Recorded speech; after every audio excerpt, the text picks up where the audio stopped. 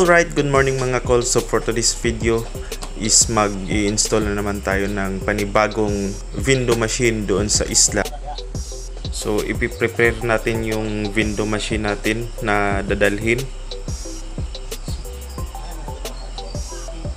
So yan, may dalawang window machine tayo na dadalhin kasi yung isang window ko na tamaan ng kidlat. So papalitan ko na lang para mas madali yung trabaho, at yung isa is i-deploy natin sa ibang area.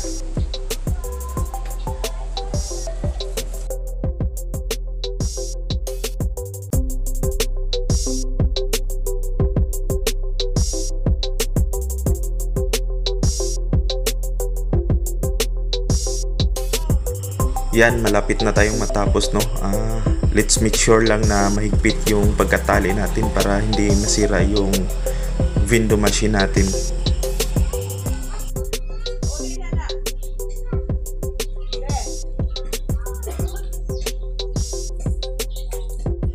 Finally, natapos din tayo guys. So yan yung plastada ng window machine natin.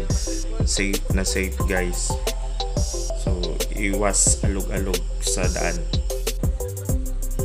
Ito naman guys, ito yung pantalan ng Davao City, no, sa Santa Ana Wharf. At yung parang tulay is yan yung coastal road naman na ginagawa. So malapit na rin matapos yan. Alright, malapit na tayo sa isla kung saan tayo mag-i-install ng ating window machine. So medyo kabisado natin yung lugar guys, no, kasi dyan tayo lumaki at dyan tayo nagtapos ng ating high school. At ito naman yung tindahan na paglalagyan namin ng aming window machine. Habang nag-i-install kami dito guys, doon ko pa namalaya na yung susi pala ng window is naiwan ko sa bahay, kaya yan, di na namin napakita yung pag-i-install at ginabi na kami, no, ginabi na kami sa pagtapos ng aming installation.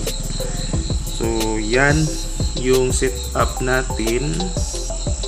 So pauwi na kami ng aking kapatid. So thank you guys sa panonood ng ating vlog. Don't forget to subscribe my YouTube channel. Maraming salamat. God bless.